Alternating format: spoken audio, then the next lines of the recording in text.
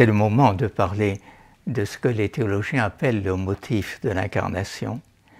Si on veut parler d'une manière plus compréhensible, cela répond à la question « Pourquoi Dieu s'est-il fait homme ?» En fait, ça correspond à une question aussi vieille que le christianisme. Aussi vieille, mais pas plus. Elle ne pouvait pas se poser avant la venue du Christ. En effet, elle n'aurait eu aucun sens pour les anciens Grecs. Ils étaient familiers d'une quantité de dieux et de déesses, et seuls quelques rares philosophes prenaient un peu de distance par rapport à ces fables mythologiques. La question ne se posait pas davantage pour les Romains. Cela ne les empêchait pas d'être religieux, et même très religieux, de rendre un culte public et privé à leurs différents dieux. Mais l'idée d'un Dieu unique ne les effleurait même pas. Pour revendiquer un Dieu unique, les chrétiens eux-mêmes étaient soupçonnés de n'être pas religieux. Rappelez-vous, c'est bien pour ça que les chrétiens ont donné tant de martyrs, parce que ils refusaient de sacrifier aux dieux de la cité, et ce faisant, ils mettaient en péril le bien de la cité. Comme on disait, c'était des ennemis du genre humain. Par contre, la revendication d'un Dieu unique et le fait qu'il soit devenu homme, en la personne de Jésus-Christ, posait une autre question, une question interne au christianisme cette fois. Pourquoi Dieu s'est-il fait homme? Les pères de l'Église ont tenté très rapidement de répondre à cette question. Mais ça a été très tâtonnant au début et leurs tentatives ont parfois soulevé plus de problèmes qu'elles n'ont porté de solutions.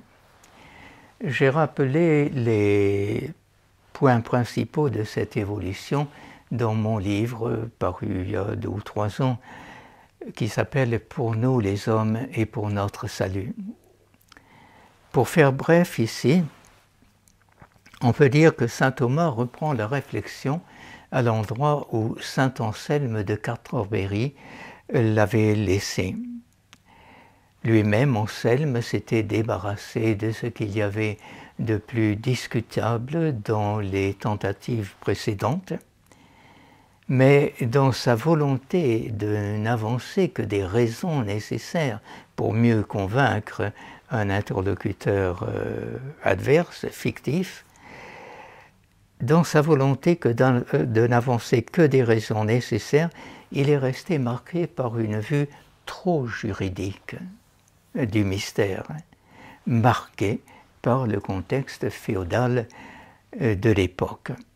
Et donc, Thomas, reprenant la réflexion à cet endroit-là, devait recueillir ce qu'il y avait de valable dans l'héritage anselmien et renoncer à voir les relations entre l'homme et Dieu tout court, dans une perspective de nécessité.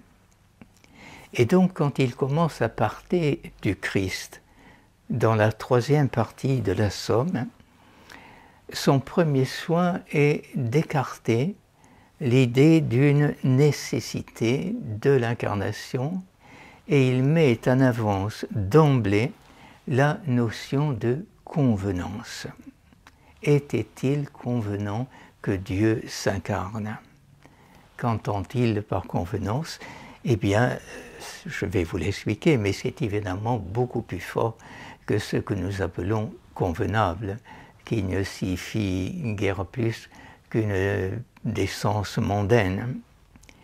Et ce type de raisonnement s'impose dans notre cas, car l'incarnation, c'est une vérité première dans l'ordre de la foi.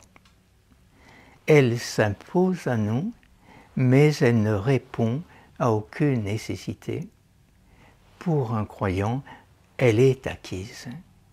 Et le théologien se met donc en devoir de se demander après coup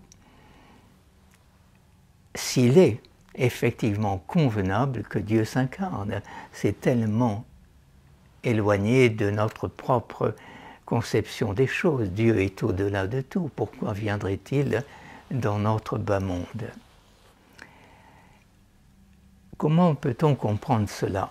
D'après ce que nous savons de Dieu par la révélation, on peut essayer de mettre la venue du Verbe dans notre chair en relation avec d'autres vérités dans la foi.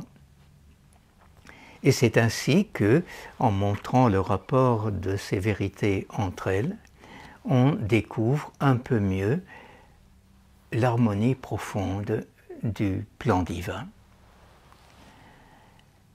Et donc, Thomas rappelle d'emblée que Dieu n'était d'aucune manière contraint de s'incarner.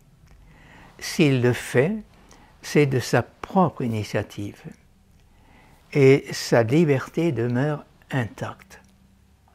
Mais on peut dire que Dieu, étant la bonté même, il est suprêmement convenant, ça correspond profondément à son amour infini de se communiquer à sa grâce, à sa créature par sa grâce.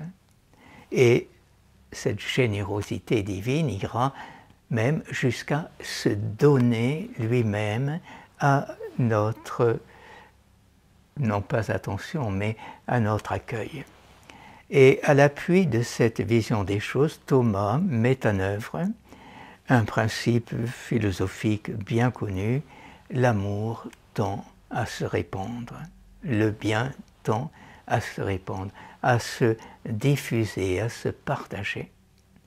Et c'est ainsi qu'on rejoint, par la voie d'un raisonnement simple et convaincant à la fois, ce que la foi par ailleurs tient de la révélation.